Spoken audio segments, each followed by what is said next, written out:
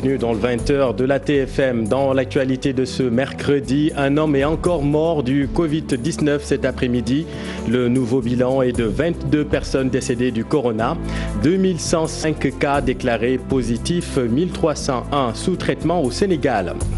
Fréquentation des lieux de culte, l'Église reste sur sa position antérieure. Toutes les décisions prises relatives à la suspension des messes de caractère public sont maintenues jusqu'à une date plus favorable. Le pèlerinage marial de Popenguine n'aura pas lieu cette année. Reprise de l'école le 2 juin, le ministère de l'Éducation nationale dévoile son protocole sanitaire. Toutes les décisions pédagogiques seront en fonction des prescriptions sanitaires. L'organisation des salles de classe respectera la distanciation physique d'1,50 m, pas plus de 20 élèves par classe. Retour à l'école le 18 mai pour les enseignants, le 2 juin pour les élèves en classe d'examen. On vous explique tout dans cette édition. Empoignade à Rufisque, beaucoup de blessés dont 2 par arme blanche. Bilan d'une vive altercation entre les éléments de la police nationale et des commerçants ce matin. Ces vendeurs auraient occupé illégalement les allées du marché pour exposer leurs produits. Une tension récurrente que dénoncent les riverains. En sport, rendez-vous en novembre pour le football sénégalais. La Fédération sénégalaise de foot diffère la reprise des championnats en Ligue 1 et 2 au mois de novembre. Les détails dans ce journal.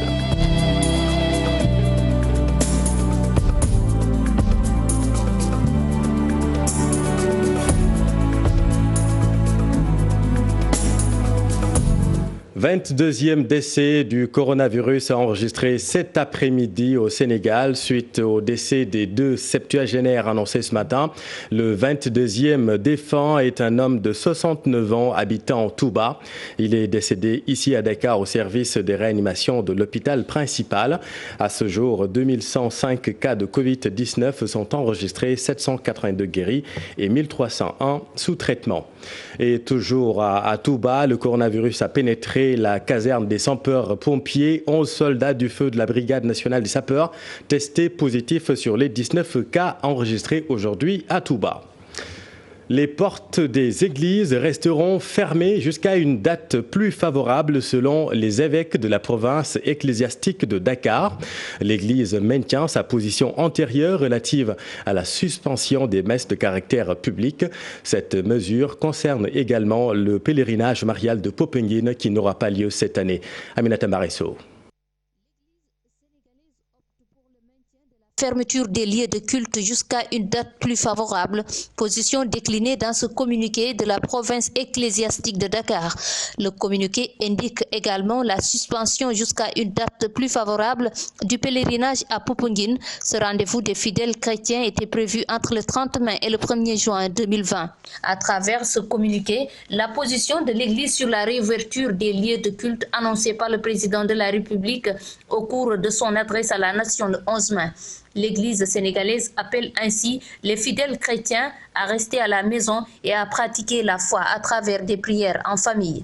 Toujours dans le cadre de la gestion de cette pandémie du Covid-19, l'Église sénégalaise appelle au respect des gestes barrières et à la limitation des déplacements. Une union des prières pour la fin de cette pandémie du Covid-19 à travers cette journée de jeûne, de prière et d'œuvre charité décrétée par le pape François pour le jeudi 14 mai. Aminata, concernant toujours les activités cultuelles, l'Association nationale des imams et oulémas du Sénégal ordonne la réouverture des mosquées pour les 5 prières, y compris celle du vendredi, en respectant les gestes barrières. C'est dans ce sens justement que le ministre de l'Intérieur a publié un arrêté, l'arrêté qui encadre l'ouverture des lieux de culte, des ouvertures qui se feront dans le respect des mesures de protection individuelle et collective obligatoires, comme la limitation du nombre de personnes dans les lieux de culte, ainsi que la désinfection régulière des lieux et le port systématique de masques, mise en place d'un dispositif de lavage des mains ou désinfection des mains, et enfin le respect des distanciations physiques. Dès lundi, les enseignants vont reprendre le chemin de l'école le 2 juin pour les élèves en classe d'examen et les élèves maîtres en formation. Pas plus de 20 élèves au maximum par classe à raison d'un élève par table-banc. C'est la nouvelle règle. Le ministère de l'Éducation nationale sollicite tous les partenaires pour un démarrage effectif des cours le 2 juin. Salif Sow. Les enseignants sont invités à regagner leur poste à partir de lundi prochain. Avant le 20 mai, les plans de reprise validés des comités Covid-19 de veille et d'alerte seront installés dans les différentes écoles du pays pour permettre aux élèves de répondre présents le 2 juin. Leurs déplacements et ceux des enseignants seront facilités, rassure le ministère de l'Éducation nationale. Au niveau sanitaire, 8 fortes mesures sont prises. Parmi celles-ci, la disponibilité de lave-mains, de gel hydroalcoolique, de savon, de thermoflash. La distanciation sociale 1,50 m et la désinfection des écoles sont aussi fortement recommandées. Le respect des mesures barrières va à l'école. Ce sera une salle de classe, 20 élèves maximum à raison d'un élève, un table-banc. La reprise des cours ne concerne que les élèves en classe d'examen et les élèves maîtres en formation. Un démarrage effectif des cours le 2 juin sur l'ensemble du territoire dans le respect des mesures sanitaires dans ce contexte de Covid-19 a nécessité l'implication de tous les acteurs du système éducatif, dont les syndicats et les collectivités locales, à en croire toujours le ministère de l'Éducation nationale. Merci Salif. Et un mot sur la conférence de presse avortée des gouvernements scolaires du Sénégal prévue ce matin au lycée Seydina Limamoulaye de Guédiawaye. La rencontre a été interdite par le préfet de Guédiawaye. Néanmoins, le mot d'ordre est donné. Les élèves refusent de regagner les classes dans ce contexte. Yoga Fall Diop, porte-parole du jour avec notre équipe dans la banlieue de Dakar. La police nous a empêché de faire notre point de presse et nous dit... Nous sommes franchement désolés sur ce coup parce que nous voulons parler sur notre liberté d'expression. Chacun a une liberté d'expression et nous voulons le faire. Et les policiers nous ont dit que le préfet a dit que votre presse sera annulée. Nous ne sommes pas d'accord pour retourner dans les salles de classe parce que vu la situation actuelle, à moins de 10 cas, Macky Sall ferme les écoles.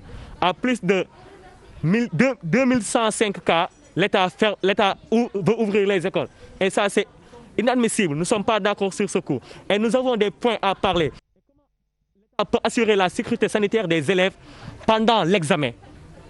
Et comment aussi l'État peut assurer la sécurité sanitaire des élèves dans l'établissement. Et voyons que les élèves ont une complicité entre eux. C'est un lieu de rassemblement là-bas.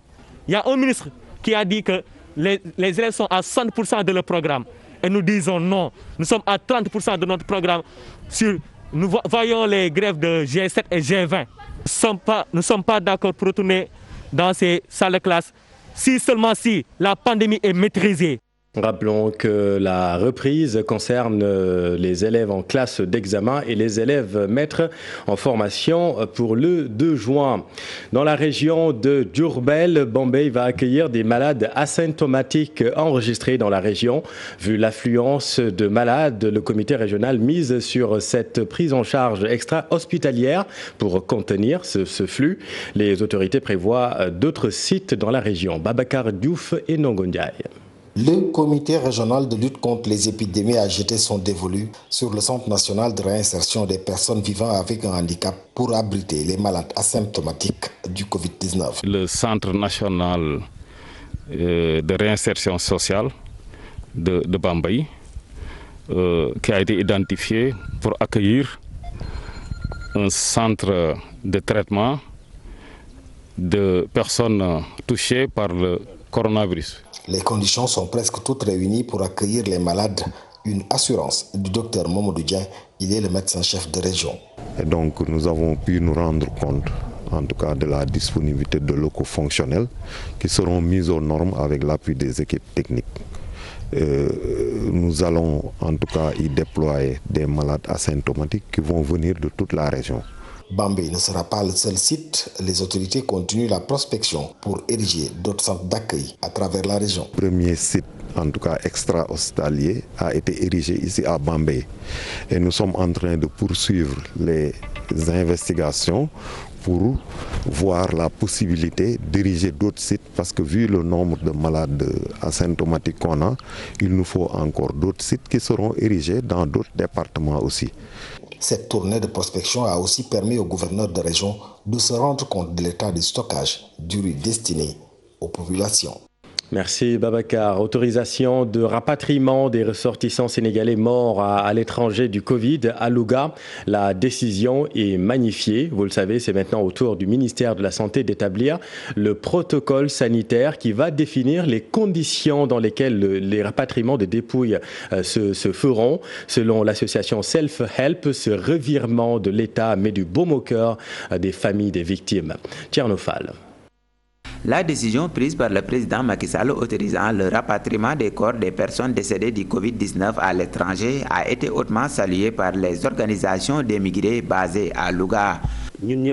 C'est une décision que nous saluons tous car c'est une vieille doléance de tous les Sénégalais, surtout de la diaspora. Vraiment, nous remercions le président de la République. Alidem, ancien émigré d'Italie, n'a pas caché sa grande satisfaction. Selon lui, cette décision soulagera les familles qui vont pouvoir respecter les dernières volontés des victimes qui seront inhumées conformément à leur religion et leur tradition. Nous savons tous que c'est la volonté divine tous ces morts, mais c'est plus rassurant d'inhumer ton parent comme le veut la religion. Cela va permettre aux proches de prier tranquillement pour les victimes.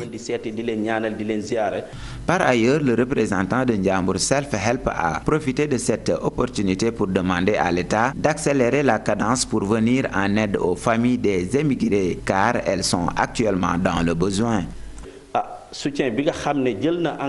Depuis l'annonce des aides pour la diaspora, nous attendons toujours. Nous demandons même l'accélération du processus. Il faut penser aussi à nos compatriotes sénégalais qui sont coincés au pays. Nous pensons que l'État doit tout faire pour que ces Sénégalais puissent garder leur travail.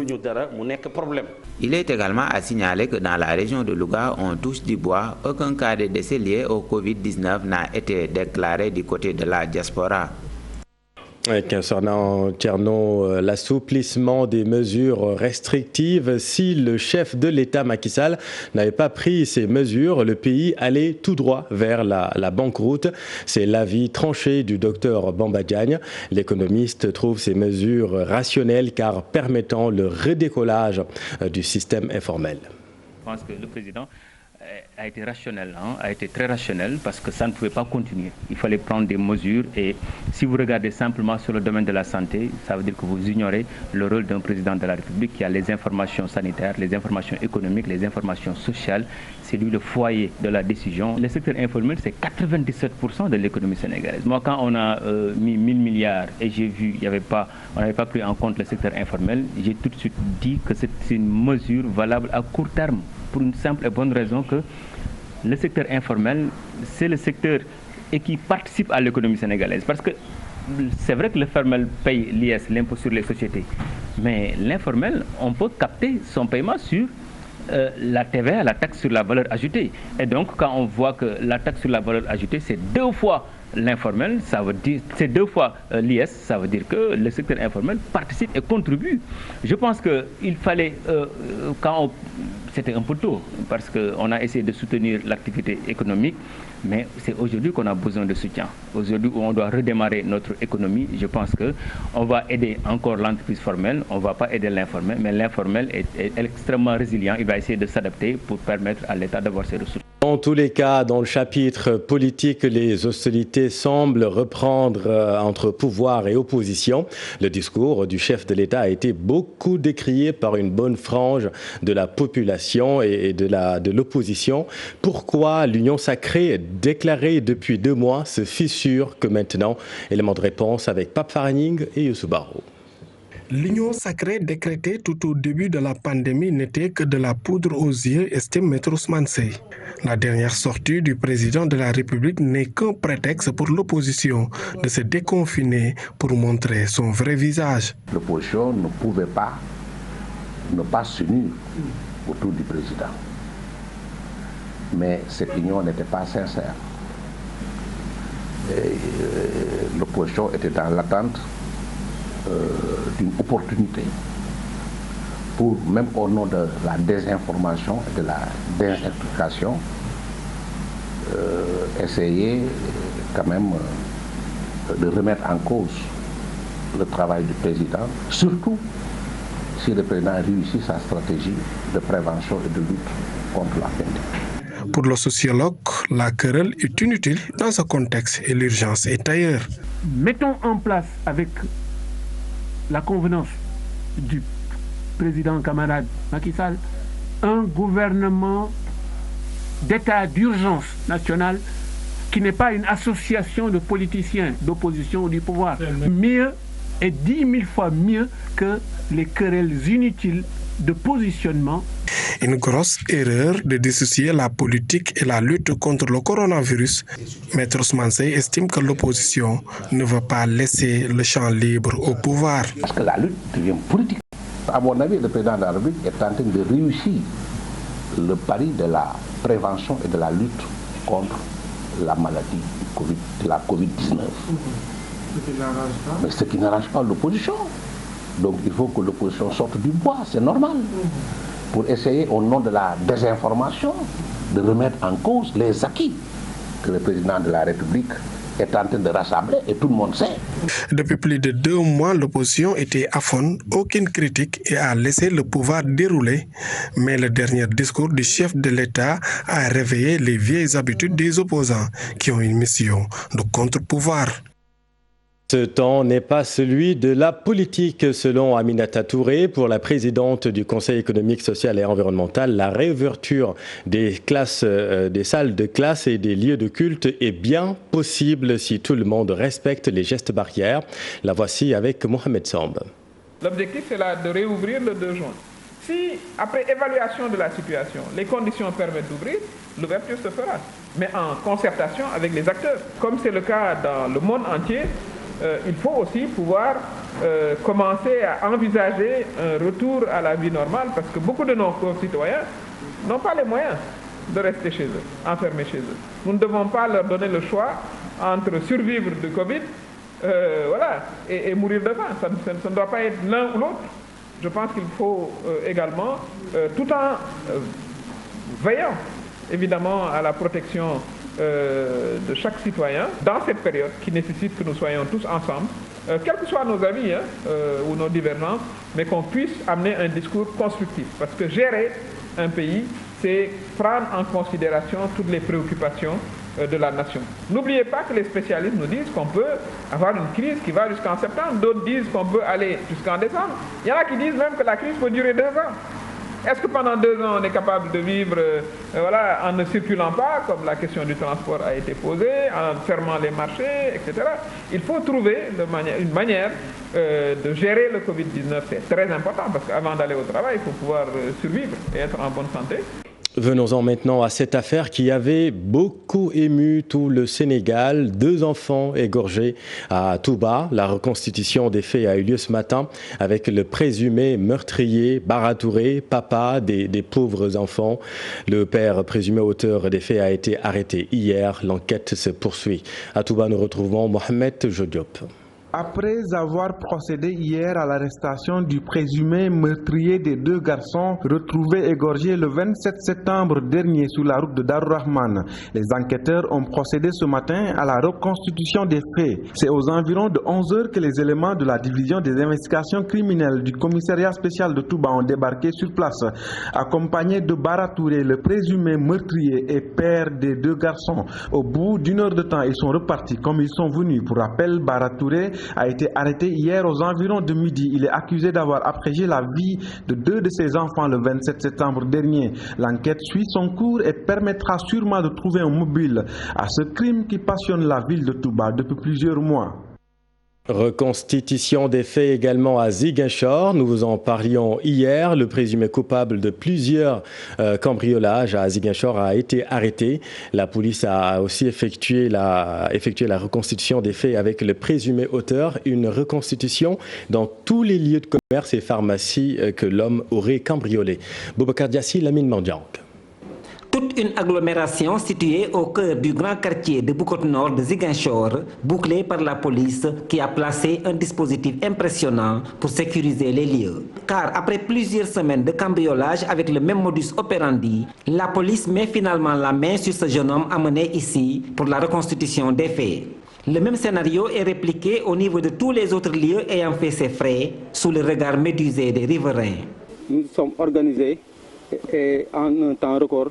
Donc le cerveau de ce forfait a été interpellé. Il y a lieu de noter qu'auparavant, cette situation avait pu créer une psychose au sein des populations.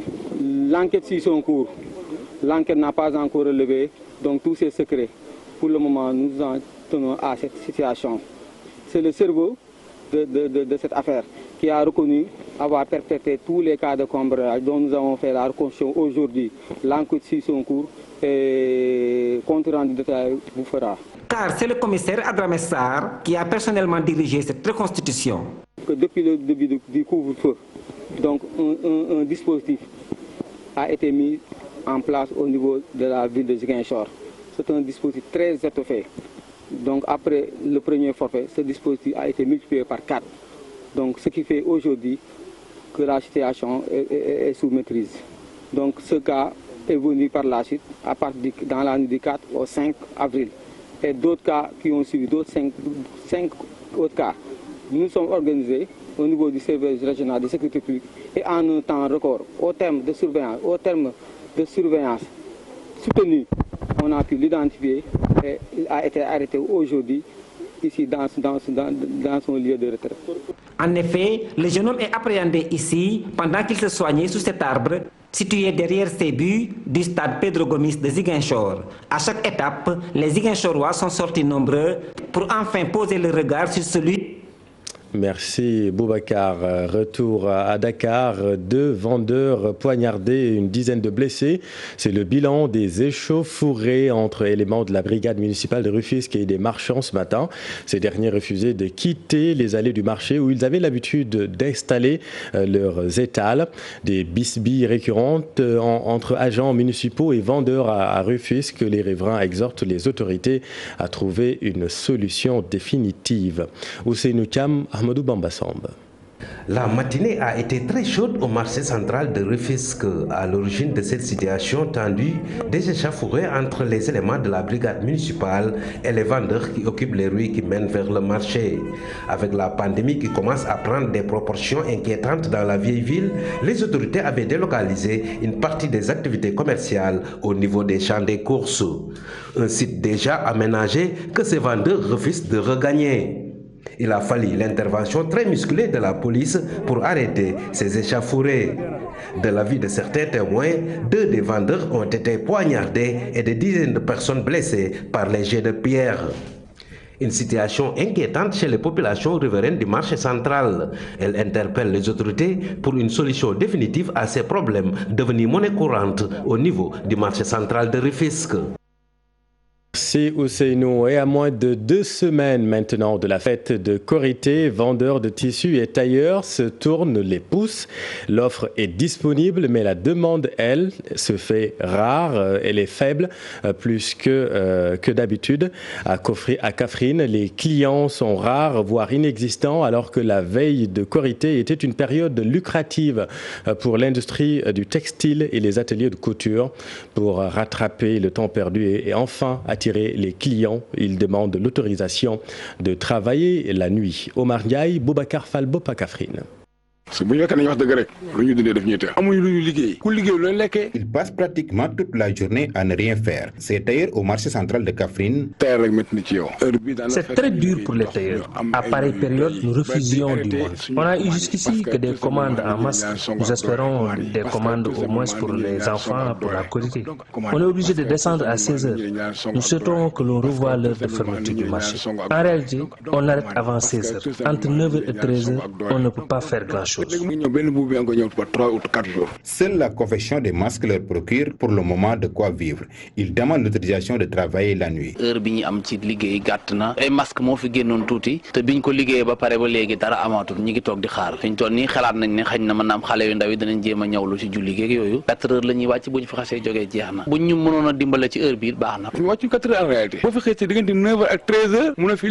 Les vendeurs de tissus vivent quasiment la même difficulté que les tailleurs. On ne voit pas de clients parce qu'il n'y a plus de cérémonie de baptême ou de mariage. On n'avait que ça pour vivre. Pour la qualité, on n'espère rien du tout parce que les gens se soucient plus de ce qu'ils vont manger que de s'habiller. Il n'y a plus de cérémonie, rien ne marche ici. On ne vend pas, on n'achète pas. Nous passons la journée oisif. On ne va plus acheter des marchandises parce qu'on ne pourra pas les revendre. Les tailleurs et les vendeurs de tissus demandent le soutien de l'État en cette période difficile. Merci beaucoup Oumar. Et puis un mot de sport avant de clôturer cette édition. Rendez-vous en novembre pour le football sénégalais. La fédération diffère la reprise des championnats de Ligue 1 et 2 au mois de novembre. Idem pour les nationales du foot féminin. Cher Tidiane Diao pour les détails. La Fédération sénégalaise de football donne rendez-vous aux acteurs du foot pour la reprise du championnat de football de Ligue 1, Ligue 2 et du foot féminin au mois de novembre prochain. Et cela se fera par la formule play-off et play-down. L'instance dirigeante du football sénégalais demande ainsi la prorogation des contrats entre clubs et joueurs et encadreurs jusqu'au moins la fin de la deuxième partie de saison. L'instance fêtière va travailler à la mise en place d'un plan de relance post-Covid-19 du football sénégalais et du budget prévisionnel destiné à alimenter le fonds créé à cet effet. Elle compte également sur fonds propres alloués aux clubs professionnels amateurs, entre autres une subvention pour faire face aux conséquences du Covid-19 en attendant la mobilisation des appuis de l'État, de la CAF et de la FIFA. Merci cher, c'est la fin de cette édition. Merci de l'avoir suivi. Dans un instant, vos programmes habituels, les 5 minutes de SAS Pape Anne, Ziar avec Yawa et un peu plus tard, votre rendez-vous au quartier général avec Pape Cher. Excellente